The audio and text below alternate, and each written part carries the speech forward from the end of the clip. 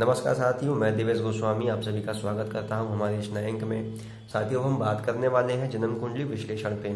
और जो कुंडली हम आपके सामने लेके आए हैं, ये कुंडली एक जज की कुंडली है। इस जातिका को मैं पर्सनल भी जानता हूं, ये मेरी बचपन की दोस्त रही हैं। मैंने इनको इनके जीवन में इनके समय के साथ जो जो इनको उपलब्धियां प्राप्त होती गई, मैं उसका साक्षी रहा हूं। इसलिए बहुत आवश्यक है कि मैं आप इस कुंडली का विश्लेषण आपके समक्ष करूं। और जैसा कि मैंने सरकारी नौकरी से संबंधित अपने वीडियो में आपको बताया था कि सूर्य, लग्न, लग्नेश और बृहस्पति और मंगल की वो कौन सी स्थितियां होती हैं जो किसी जातक या जातिका को सरकारी नौकरी या सरकारी संस्था या सरकारी पद से अवश्य ही जोड़ देता है। तो आप देखिए, यहाँ पे 5 नंबर की राशि इनके लग्न में आ जाती है। 5 नंबर की राशि सिंह राशि अर्थात रॉयल राशि होती है। इस प्रकार के जातक हमेशा बहुत स्वाभिमानी, बहुत उच्च कोटि की अपने विचार को रखने वाले, किसी के सामने जो कभी झुकते नहीं है, एक राजा की प्रकृति के होते हैं। सिंह राशि की यह खासियत होती है। सूर्य दूसरे ग्रहों को ऊर्जा देने वाला होता है, कभी किसी ग्रह से ऊर्जा ग्रहण नहीं करता है। हाँ, राहु और शनि का दोष लगता जरूर इसके ऊपर है, लेकिन यह हमेशा राहु और शनि का भलाई करता है। ये कभी किसी के साथ अन्याय नहीं कर सकता। ये न्यायप्रिय लग्नेश होता है, ये न्यायप्रिय ग्रह होता है। आप देखें कि इनका जो लग्नेश है वो आके 10वें भाव में बैठ जाता है। 10वां भाव हमारे कर्म क्षेत्र का होता है।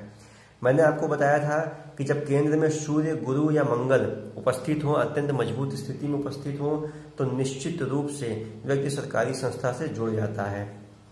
आप यहाँ पे देखें कि सिंह राशि का स्वामी होकर के सूर्य 10वें भाव में बैठा है और दूसरे और 11वें भाव का स्वामी खुद बुध होता है और वो लग्नेश के साथ यहाँ पे युति का संबंध बनाता है।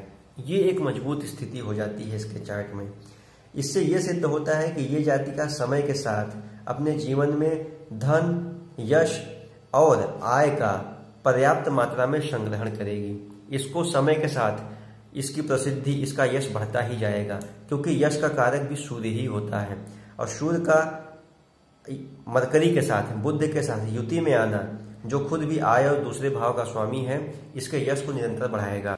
अब बात करें हम गुरु और मंगल की स्थिति की, तो आप यहाँ पर देखें 4 नंबर की राशि है। 4 नंबर में गुरु उच्च का होता है। 4 नंबर की राशि कर्क राशि होती है, जिसमें गुरु उच्च का होता है। उसके साथ ही उसका मित्र ग्रह मंगल भी आ गया। तो देखिए कितनी मजबूत स्थिति बन जाती है। और 12वें घर का मंगल और 12वें घर का जुपिटर हमेशा शुभ कहा गया है। और 12वें घर में ही उपस्थित एक और शुभ ग्रह वीनस भी है। वीनस को 12वें घर में 12वीं राशि में उच्च का माना जाता है। तो आप देखें कि इन तीनों ग्रहों की पोजीशन यहाँ पर जाके कितनी उच्च कोटि की हो जाती है, अर्थात इन ग्रहों का बल कितना ज्यादा बढ़ जाता है। एक तो सूर्य का लाभ और आय के भाव के स्वामी के साथ युति में आ जाना, और सूर्य का खुद अपने से 10वें में कर्म क्षेत्र में बैठ जाना, ऊपर से मंगल, जुपिटर और वीनस की स्थिति इतनी मजबूत हो जाना, इससे एक बात सिद्ध हो जाता है कि ये जातिका अपने जीवन में कोई सामान्य स्तर पे नहीं रहेगी। ये निश्चित ही अपना जो लक्ष्य बनाएगी उसको प्राप्त करेगी, क्योंकि इसके मन पे, इसके लग्न पे इसके जो ग्रही प्रभाव हैं वो अत्यंत उच्च कोटि के हैं, एग्जॉल्टेड हैं। एक और शुभ ग्रह की हम बात करें तो आप देखें चंद्रमा भी अपने से केंद्र में आ गया है। जब चंद्रमा केंद्र में आता है, सूर्य से केंद्र में आता है, तो एक राजयोग का निर्माण करता है। तो आप देखें यहाँ पे चंद्रमा, सूर्य, जुपिटर और मंगल और वीनस, सभी ग्रहों का बल बहुत ज्यादा बढ़ जाता है। और हम बात करें कि इस जातिका को पद की प्राप्ति कब हुई, उस वक्त की महादशा, अंतरदशा, प्रत्यंतर दशा क्या चल रही थी। तो आप देखें, महादशा चल रही थी शनि की, अंतरदशा चल रही थी मरकरी की, और प्रत्यंतर भी चल रहा था शनि का। शनि आप देखें यहाँ से 6ठे भाव में उपस्थित है। मैंने 6ठे भाव के बारे में आपको बताया है अपने सरकारी नौकरी के वीडियो में कि 6ठा भाव हमारे कर्म क्षेत्र का, हमारे डेली रूटीन का भाव होता है। तो जैसे ही सैटर्न की महादशा आती है, इसका 6ठा भाव एक्टिवेट हो जाता है।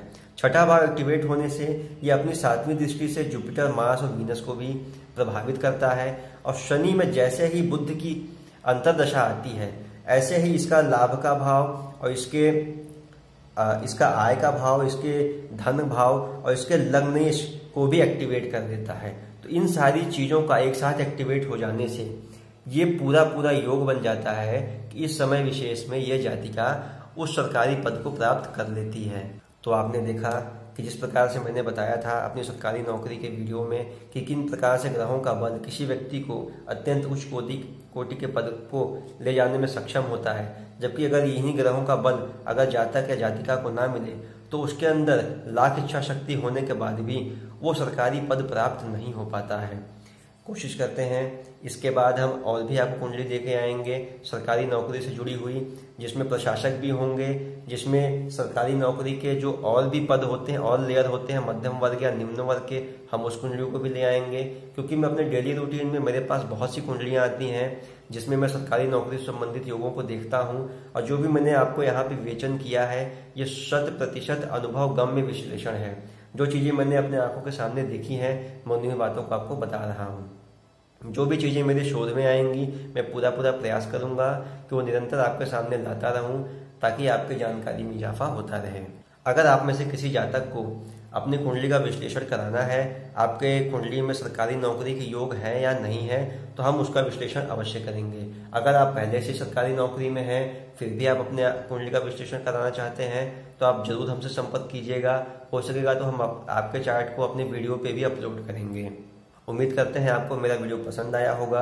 अगर पसंद आया तो लाइक कीजिएगा, चैनल को सब्सक्राइब कीजिएगा, इसको शेयर भी कीजिएगा और कोशिश करिएगा जो भी व्यक्ति इस वक्त युवा वर्ग हैं जो अक्सर पढ़ाई लिखाई में लगे हुए हैं, जो अपने जीवन का एक लंबा समय 8 से 10 साल का समय तैयारी में दे देते हैं, उन तक ये वीडियो पहुंचे ताकि उनसे मेरा संपर्क हो और उनसे जो भी उनके चार्ट का जो ग्रहों का बल है वो उनको अवश्य मालूम होना चाहिए। आप किसी भी एक योग्य ज्योतिषी के पास अवश्य जाएं, अपने कुंडली का एनालिसिस अवश्य कराएं, क्योंकि मैंने देखा है बहुत से लोग हैं जो 10-10 साल तक तैयारी करते रहते हैं लेकिन उनके ग्रहों में इतना बल ही नहीं होता है कि वो किसी सरकारी पद को प्राप्त करने में सक्षम हो।